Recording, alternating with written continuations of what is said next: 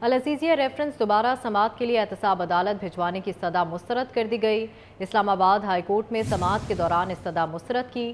اسلام آباد high court نے العزیزیہ case میں نواز شریف کی اپیل میرٹ پر سننے کا فیصلہ کیا ہے۔ اسی پر بات کریں گے، فرزانہ صدیق ہمارے ساتھ موجود ہیں۔ فرزانہ، بتائے گا سماعت کا احوال۔ جی بالکل، آج العزیزیہ ریفرنس کیس میں اسلام آباد ہائی کورٹ میں اس کیس کی سماعت ہوئی۔ چیف جسٹس اسلام آباد ہائی کورٹ اور جسٹس میاں گل اورنگزیب پر مشتمل 2 رکنی ڈویژن بینچ نے اس کیس کی سماعت کی۔ سب سے پہلے جو وکیل تھے نواز شریف کے، وہ روسٹرم پر آئے اور انہوں نے دلائل دیتے ہوئے کہا کہ احتساب عدالت نے فلیگ شپ ریفرنس پر نواز شریف کو بری کر دیا تھا، لیکن سپریم کورٹ کے احکامات پر نیب نے 3 ریفرنس دائر کیے تھے، لیکن الزام ایک ہی تھا۔ چونکہ وہ ایک الزام سے بری ہو چکے ہیں، احتساب عدالت نے ان کو بری کر دیا ہے، تو جو 2 باقی ریفرنس ہے، ہمارا یہ کہنا ہے کہ صرف ایک الزام پر ایک ریفرنس ہونا چاہیے، لہٰذا اس معاملے کو دیکھا جائے۔ مزید جو عدالت ہے، عدالت کی جانب سے جو ہے وہ استفسار بھی کیا گیا کہ جو العزیزیہ ریفرنس کیسز ہے اور جو ملز بنائی گئی تھیں ان کے حوالے سے، جس پر وکلا نے جو ہے ان کو جواب دیتے ہوئے کہا کہ العزیزیہ مل 2001 میں بنائی گئی، جبکہ ہل مل جو ہے وہ 2005 میں بنائی گئی۔ جب العزیزیہ ریفرنس کیس بنا، العزیزیہ مل کا معاملہ سامنے آیا، تب حسین نواز کی عمر صرف 28 سال تھے، اور یہ کیس پچھلے کیس سے اس لیے بہتر ہے کہ نواز شریف مکمل طور پر پبلک ہولڈر اکاؤنٹ نہیں تھے۔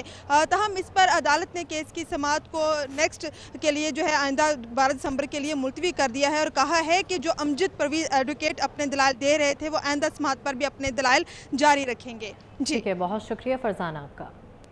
انتخابات 8 فروری کو ہی ہوں گے، شفاف اور پرامن انتخابات کے لیے تیار ہے۔ چیف الیکشن کمشنر کا 2 ٹوک پیغام۔ سکندر سلطان راجہ نے انتخابات میں تاخیر کی افواہیں مسترد کر دیں۔ اپنے بیان میں کہا کہ چند روز میں انتخابی شیڈول دے دیں گے۔ الیکشن کمیشن آئینی ذمہ داریوں سے آگاہ ہے۔ چیف الیکشن کمشنر نے عوام سے انتخابی عمل میں بھرپور حصہ لینے کی اپیل کی۔ دوسری طرف عام انتخابات میں ریٹرننگ افسر اور ڈپٹی ریٹرننگ افسر کی تعیناتی کے لیے الیکشن کمیشن نے 4 صوبوں میں وزارتوں کے سیکرٹریز کو کل طلب کر لیا ہے۔ ذرائع کے مطابق صوبوں کے وزارتی سیکرٹریز سے تجاویز لی جائیں گی۔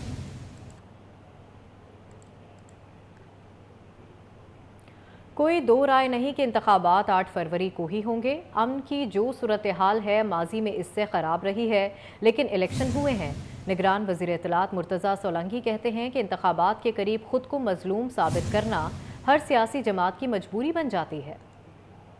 جو سیکیورٹی کے جو خطرات ہیں وہ ہمیشہ رہے ہیں، ہر الیکشن میں رہے ہیں، لیکن آپ یاد کریں 2008 میں سیکیورٹی کی کیا صورتحال تھی پورے ملک کی۔ اسی طرح سے 2013 کے جو انتخابات تھے وہ بھی کوئی بہت زیادہ پرامن اس طریقے سے تو نہیں تھے۔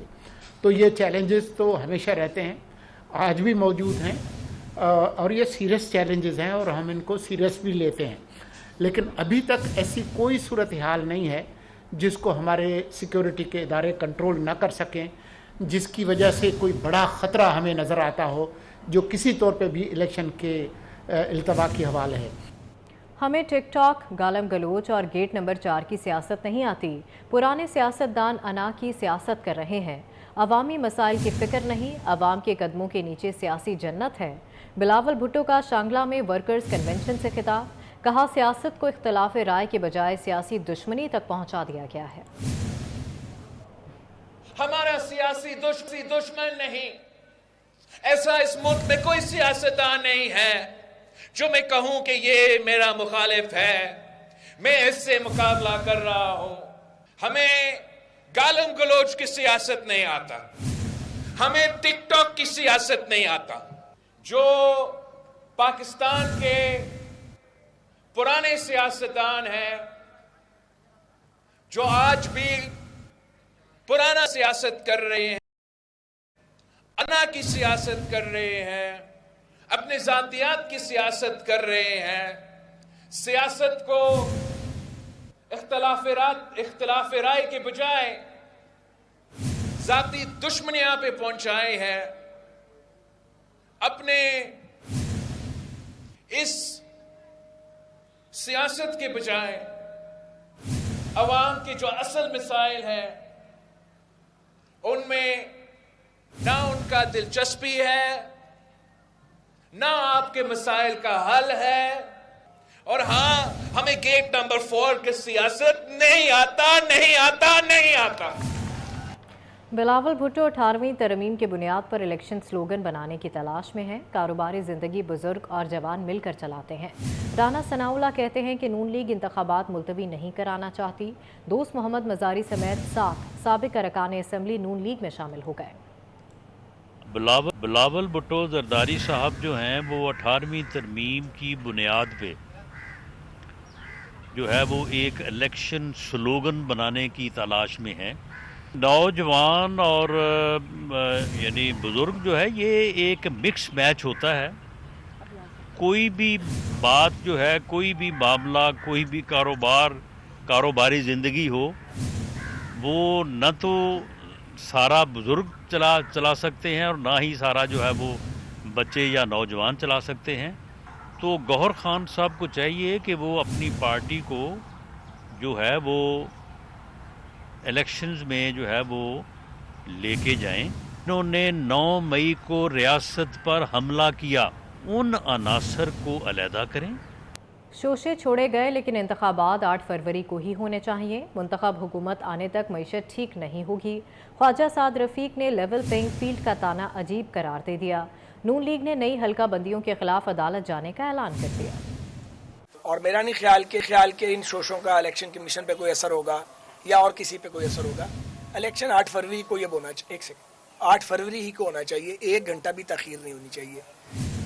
دیکھیں لیول پلینگ فیلڈ کا تو یہ جو ایک تانا دیا جا رہا ہے، یہ ایک عجیب سا تانا، ہمارے حلقے ڈسٹرب ہو گئے ہیں۔ شہباز صاحب کا حلقہ بھی اپسیٹ ہوا ہے۔ جب تک کوئی الیکٹڈ گورنمنٹ نہیں آتی عوام کے مینڈیٹ سے اور عوام کے ریزنیبل مینڈیٹ سے، تو آپ پاکستان کی اکانومی کو ٹھیک نہیں کر سکتے۔ ادروائز ایک کینٹونمنٹ بورڈ میں قومی اسمبلی کے 4 حلقے ڈال دیے، ٹکڑے کر دیے اس کے چھوٹے چھوٹے۔ تو میں اس پہ الیکشن کمیشن میں گیا ہوں، ہماری بات نہیں سنی گئی۔ ہم نے لاجک دیا ہمارے وکیل نے وہاں پہ، ابھی ہم ہائی کورٹ میں آج چیلنج ابھی کر دیا ہوگا میرے وکیل صاحب نے۔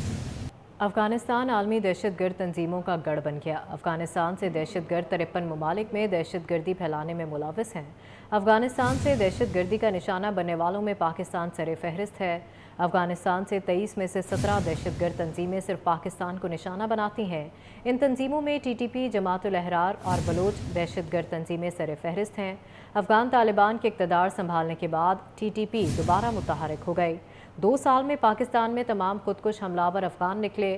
اقوام متحدہ کی حالیہ رپورٹ میں بھی افغان طالبان دور میں خطے میں عدم استحکام بڑھنے کا انکشاف کیا گیا ہے۔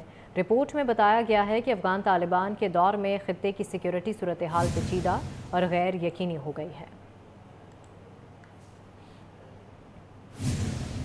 جے یو آئی کے سربراہ مولانا فضل الرحمان سے برطانوی ہائی کمشنر جین میریٹ نے ملاقات کی۔ افغانستان میں خواتین کی تعلیم سے متعلق مولانا فضل الرحمان سے مدد مانگ لی گئی۔ مولانا فضل الرحمان کا کہنا تھا کہ عالمی برادری افغانستان سے تعلقات بہتر بنائے۔ برطانوی ہائی کمشنر نے افغان مہاجرین کی واپسی پر بھی تبادلہ خیال کیا۔ مولانا فضل الرحمان نے غزہ پر حملوں کا معاملہ برطانیہ کے سامنے اٹھا دیا۔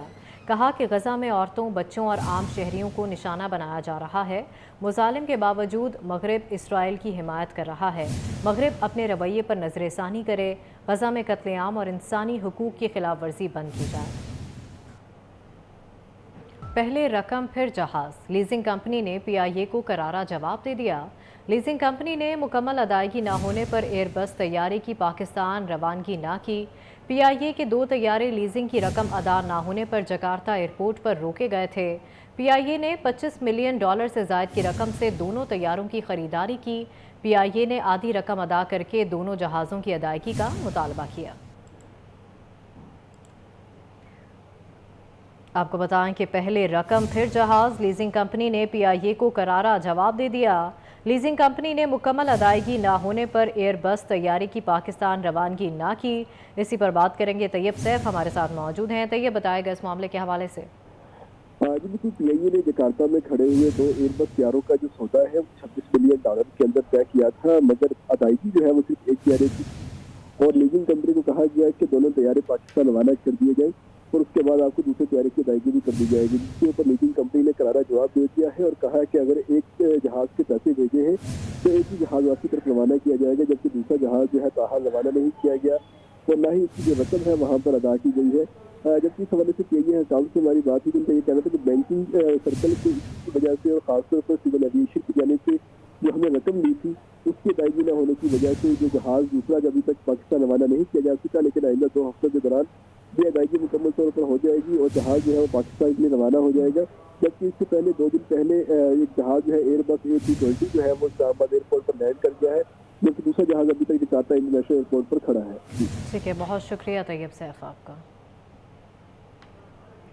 رواں مالی سال کے پہلے 5 ماہ کے ترقیاتی بجٹ کی تفصیلات جاری کر دی گئیں. دستاویزات کے مطابق جولائی تا نومبر 2023 وفاقی ترقیاتی منصوبوں کے لیے 302 ارب 63 کروڑ روپے جاری کیے گئے ہیں. اسی پر بات کریں گے.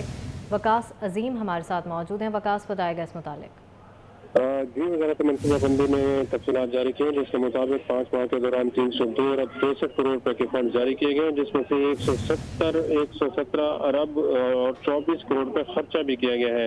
ان دستاویزات کے مطابق جولائی سے لے کر نومبر تک حکومت نے پارلیمنٹرین کی اسکیموں کے لیے 61 ارب 28 کروڑ روپے جاری کیے ہیں، جبکہ اراکین اسمبلی کی ترقیاتی اسکیموں پر 29 ارب 42 کروڑ روپے خرچ کیے گئے ہیں.